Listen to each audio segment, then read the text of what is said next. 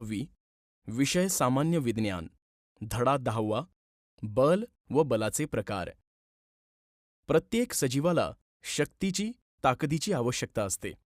वस्तू उचलण्यासाठी, हलवण्यासाठी, वस्तूंचा आकार बदलण्यासाठी आपल्याला शक्तीची गरज असते. यालाच आपण बल असे म्हणतो. या बलाची आणि बलाच्या प्रकारांची माहिती आपण या पाठात घेणार आहोत. या चित्रांचे निरीक्षण करा आणि माझ्या काही प्रश्नांची उत्तरे द्या. या पहिल्या चित्रात वल्ह्याच्या सहाय्याने जर नावेला रेटा दिला नाही तर नाव पाण्यात पुढे जाईल का? नाही सर, नाव पुढे जाणार नाही. बरोबर. वल्ह्याच्या मदतीने आपण रेटा लावतो म्हणजेच नावेला बल लावतो आणि त्यामुळे नाव पाण्यामध्ये पुढे ढकलली जाते. आता या चित्रात सांगा बैलगाडी पुढे जाण्यासाठी कोण जोर लावतो? बैल, कारण बैलगाडी बैलच खेचतो आहे ना. अगदी बरोबर. इथेही बैलांनी लावलेल्या जोरामुळे म्हणजेच बलामुळे बैलगाडी पुढे खेचली जात आहे. हा मुलगा फुटबॉल खेळतोय. सांगा त्याचा चेंडू कशामुळे गतिमान होतो? त्याची दिशा कशी बदलते? फुटबॉल खेळत असताना चेंडू गतिमान होतो तो त्यावर पायाने लावलेल्या बलामुळेच. तसेच चेंडूची दिशा पण बलामुळेच बदलते. आता या मुलाने जर काठीने ढकलले नाही तर हे सायकलीचे चाक पुढे जाईल का? नाही, ते खाली पडेल. बरोबर. कारण त्या टायरला काठीच्या सहाय्याने बल लावले जाते म्हणून तो टायर पुढे ढकलला जातो. तर अशा प्रकारे आपण दैनंदिन जीवनात वस्तू उचलतो, ढकलतो, सायकल चालवतो किंवा थांबवतो, कपडे पिळतो, गाडी चालवतो. अशा अनेक क्रिया करण्यासाठी आपल्याला जोर लावावा लागतो. त्यालाच आपण बल म्हणतो. यावरून आपल्याला बलाची व्याख्या अशी करता येईल की वस्तूवर कोणत्याही प्रकारे ओढणे किंवा ढकलण्यासाठी लावलेल्या जोरास बल असे म्हणतात. कोणतीही वस्तू आपणहून जागा बदलत नाही. वस्तू हलवण्यासाठी बलाची आवश्यकता असतेच. गतिमान वस्तूंची दिशा बदलण्यासाठी किंवा गतिमान वस्तू थांबवण्यासाठी बलाचा वापर होतो. आता मला सांगा पाहू, तुम्ही जर एखादी स्प्रिंग ताणली तर त्या स्प्रिंगमध्ये काय बदल होईल? सर, तिचा आकार बदलेल, ती लांब होईल. अगदी बरोबर. स्प्रिंग ताणण्यासाठी आपण त्यावर बल लावतो म्हणून तिचा मूळ आकार बदलून ती लांब होते आणि तिला नवीन आकार प्राप्त होतो. आणि जेव्हा आपण तिच्यावर लावलेले बल कमी करतो तेव्हा ती तिच्या पूर्व अवस्थेत येते. बरं मला सांगा, लोहाराने तापून लाल झालेल्या वस्तूंवर लोखंडी हातोडा मारला तर काय होईल? त्या वस्तूंचा आकार बदलेल. अगदी बरोबर. लोखंडी वस्तूला आकार द्यायचा असेल तर ती वस्तू विशिष्ट तापमानापर्यंत तापवली जाते. नंतर त्या वस्तूंवर घाव घालून आकार बदलला जातो. लोहार या वस्तूवर घाव घालतो म्हणजेच तो त्यावर बल लावतो. म्हणजेच वस्तूचा आकार बदलण्यासाठी बलाची आवश्यकता असते. सांगा बरं, अशा कोणकोणत्या गोष्टी आहेत ज्यासाठी आपल्याला बल लावण्याची आवश्यकता असते? सर, विहिरीतून पाणी काढण्यासाठी, शेतात नांगर ओढण्यासाठी, हातगाडी ओढण्यासाठी, सामान उचलण्यासाठी, आईला भांडी घासण्यासाठी, भरलेली पाण्याची बादली उचलण्यासाठी, टेबल पुढे सरकावण्यासाठी आणि सर, क्रिकेटचा चेंडू उंच बॅटने मारण्यासाठी पण बलाचीच आवश्यकता असते. अगदी छान उदाहरणे दिली. प्रकार. वस्तूवर लावलेला जोर म्हणजेच बल हे आता तुमच्या लक्षात आलंय. आता या बलाचे कोणकोणते प्रकार आहेत ते आपण पाहू. स्नायुबल. अशा अनेक वस्तू असतात ज्या उचलण्यासाठी, हलवण्यासाठी, त्यांचा आकार बदलण्यासाठी शरीरांच्या स्नायूंमध्ये हालचाल घडून येते. अशा वेळी स्नायुबलाचा वापर होत असतो. स्नायूंच्या सहाय्याने लावलेल्या बलास स्नायुबल असे म्हणतात. आता हा मुलगा पहा, तो जिममधील वजनदार लोखंडी साहित्य एका हाताने उचलतोय. ती वस्तू उचलण्यासाठी त्याला स्नायुबलाचा वापर करावा लागतो. तुम्ही सामानाने भरलेली पिशवी उचलता तेव्हाही तुम्हाला स्नायुबलाचाच वापर करावा लागतो. समजा रस्त्यामध्ये एखादी गाडी बंद पडलीय आणि आपल्याला तिला धक्का द्यायचा आहे, तर या ठिकाणी स्नायुबलाचा वापर होईल का? हो सर, होईल. कारण आपण त्यांना आपल्या स्नायूंच्या मदतीनेच धक्का देऊ. छान. आता तुम्ही काही उदाहरणे सांगा बरं स्नायुबलाची. सर, आपण झोपाळ्यावर खेळत असताना पायाच्या रेट्याने झोका घेण्यासाठी आपल्याला स्नायुबलाची आवश्यकता असते. कुंभाराला मडकी बनवण्यासाठी स्नायुबलाची आवश्यकता असते. धान्याची गोण उचलण्यासाठी स्नायुबलाचा वापर होतो. सर, आम्हाला शाळेचे दप्तर उचलण्यासाठी पण स्नायुबलाचाच वापर करावा लागतो.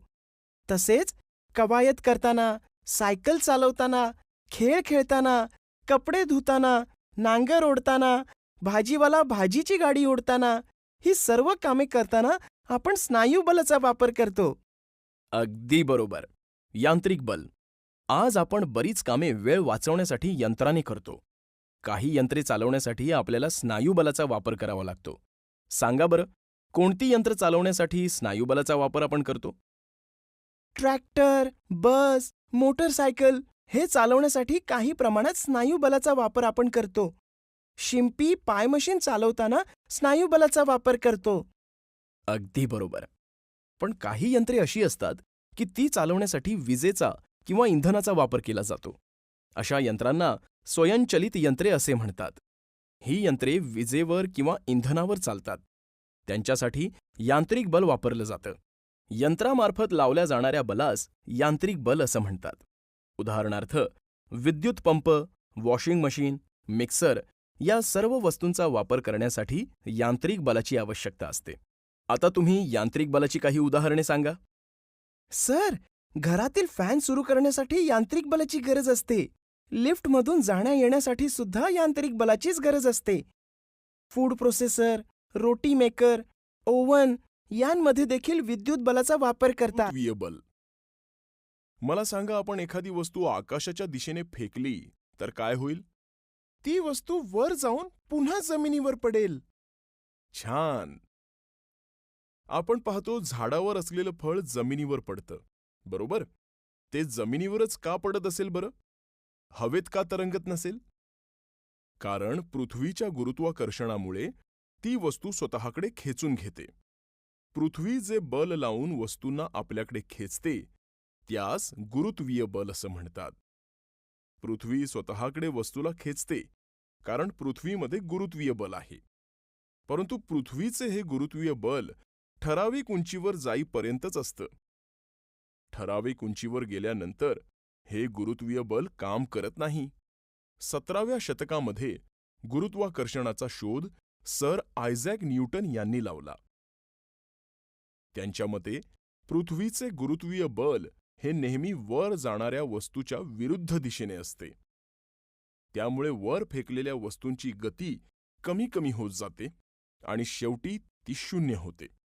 मग ती वस्तू आणखी वर न जाता खाली पडते. खाली पडताना तिच्या गतीत गुरुत्वीय बलामुळेच सतत वाढ होत जाते. आता आपण एक कृती करू. प्रथम तुम्ही एक लहान दगड घ्या. सोबत बादलीभर पाणी घ्या. आता बादलीपासून साधारणपणे 20 सेंटीमीटर अंतराच्या उंचीवरून तो दगड पाण्यात टाका. पहा, दगड पाण्यात पडताच आवाज ऐकू येईल. आता तोच दगड साधारणपणे 100 सेंटीमीटर उंचीवरून पाण्यात टाका. पुन्हा दगड पाण्यात पडताच पुन्हा आवाज येईल. हे आवाज तुम्ही ऐकले?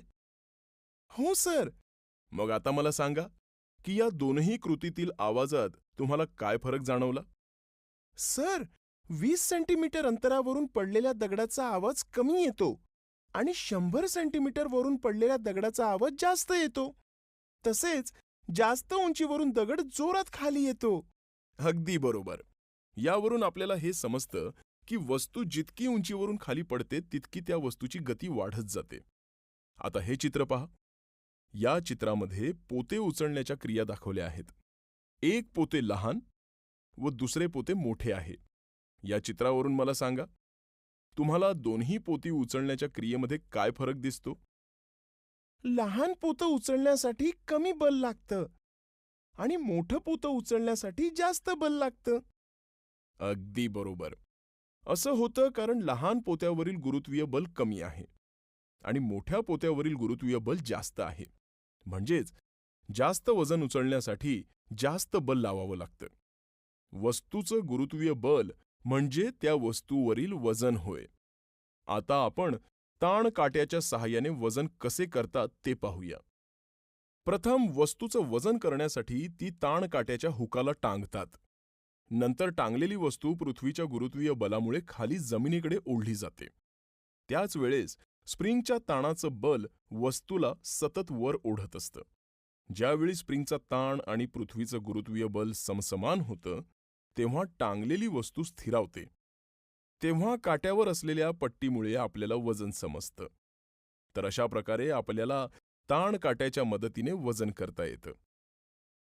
तुम्हाला हे माहीत आहे का की आकाशात झेपावणाऱ्या विमानावर कोणकोणती बले कार्यरत असतात?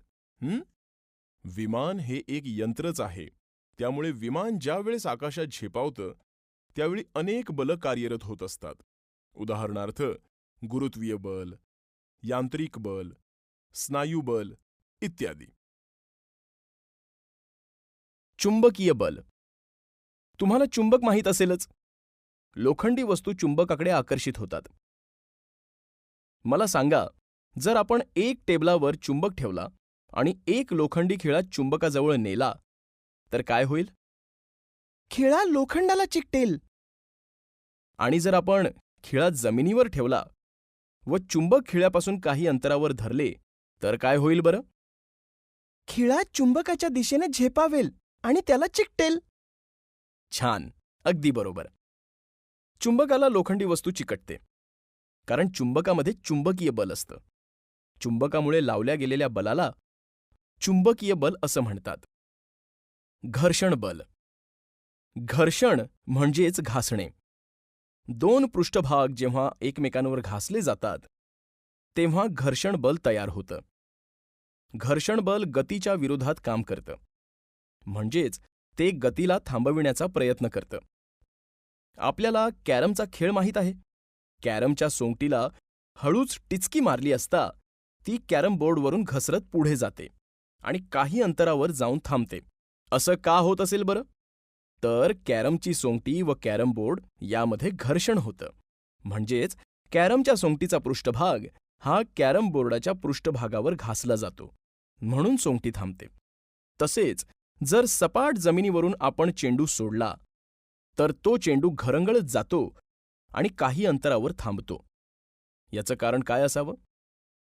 तर चेंडूचा पृष्ठभाग आणि जमिनीचा पृष्ठभाग यांच्यात होणाऱ्या घर्षणामुळे चेंडूची गती कमी होऊन तो चेंडू थांबतो.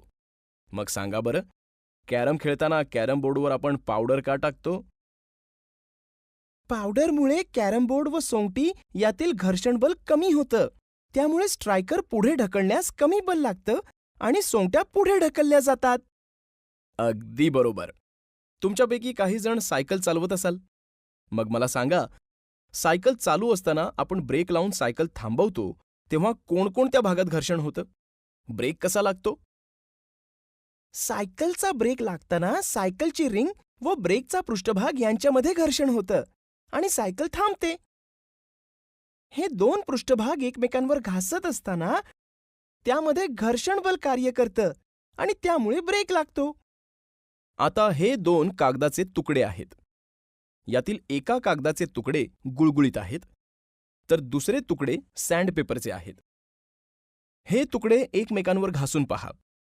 सांगा, तुम्हाला काय जाणवले? गुळगुळीत कागदाचे पेपर सहज घासले गेले, पण सँडपेपरचे तुकडे सहजपणे एकमेकांवर घासले जात नाहीत. अगदी बरोबर. यावरून आपल्या लक्षात येतं की गुळगुळीत पृष्ठभाग एकमेकांवर सहज घासले जातात कारण त्यामध्ये घर्षण बल कमी असतं. या उलट खडबडीत पृष्ठभाग एकमेकांवर सहज घासता येत नाहीत कारण त्यामध्ये घर्षण बल जास्त असतं. आपण जमिनीवरून चालतो तेव्हा आपल्या तळपायामध्ये व जमिनीमध्ये घर्षण बल तयार होतं आणि या घर्षण बलामुळेच आपल्याला चालणं शक्य होतं. पण जर का हे घर्षण नसेल तर आपण घसरून पडतो. उदाहरणार्थ, फरशीवर जर एखादा तेलकट पदार्थ किंवा साबणाचं पाणी पडलं असेल तर त्या ठिकाणी घर्षण बल तयार होत नाही आणि आपण जमिनीवर घसरून पडतो. तुम्ही एखाद्या वेळेस चिखलामध्ये गाडी फसताना पाहिली असेल. फसलेली गाडी चिखलातून निघताना आपण बराच प्रयत्न करतो. शेवटी जर गाडी चिखलातून नाही निघाली तर आपल्याला गाडीच्या चाकाखाली लाकडी फळी टाकावी लागते. तेव्हा कुठे ती गाडी चिखलातून बाहेर येते. पण असं का करावं लागत असेल बरं? कारण लाकडी फळी चाकाखाली टाकली तर चाक व लाकडी फळी यामध्ये घर्षण बल तयार होतं आणि गाडी पुढे ढकलली जाते. हे घर्षण बल आपल्याला गरजेप्रमाणे कमी अधिक विद्युत बल. काही प्रकारच्या पदार्थात घर्षणाने विद्युत भार निर्माण होतो. अशा विद्युत भारित पदार्थांमध्ये जे बल निर्माण होतं त्याला स्थितिक बल असं म्हणतात. आपण हे समजण्यासाठी काही कृती करूया. तुम्ही टेबलावर कागदाचे बारीक तुकडे करून टाका. थर्माकॉलचा तुकडा किंवा फुगलेला फुगा रेशमी कापडावर घासून या कागदांच्या तुकड्याजवळ आणा. पहा काय जाणवले. सर, हे कागदाचे कपटे थोडे हलताना दिसतायत. बरोबर. आता हा प्लास्टिकचा कंगवा आपण तेल न लावलेल्या केसावर घासून पाहू. पहा बरं, आपल्याला केसही हलताना दिसतायत. हो सर. आणि आता हे मोराचे पीस वहीच्या 2 कागदामध्ये घासून बोटाजवळ आणून पहा. काय दिसले? सर, हे मोराचे पीस देखील हलते आहे. अगदी बरोबर. थर्माकॉलचा तुकडा किंवा फुगवलेला फुगा, केस, मोराचे पीस या सर्व गोष्टी आपल्याला हलताना दिसतात कारण या पदार्थांमध्ये विद्युत भार निर्माण होऊन स्थितिक विद्युत बल निर्माण होते.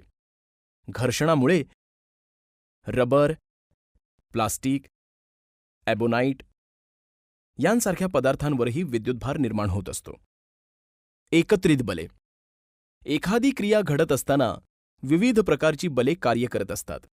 उदाहरणार्थ, कार चालवताना किंवा विमान आकाशात झेपावताना यांत्रिक बल, घर्षण बल, स्नायू बल अशी बले एकत्रित कार्य करत असतात. तेव्हाच कार किंवा विमान आपले कार्य पूर्ण करते. रोलर कोस्टर किंवा समुद्र किनाऱ्यावर सेल बोटच्या कसरती आपण पाहतच असतो. त्यावेळेस अनेक बले कार्य करत असतात.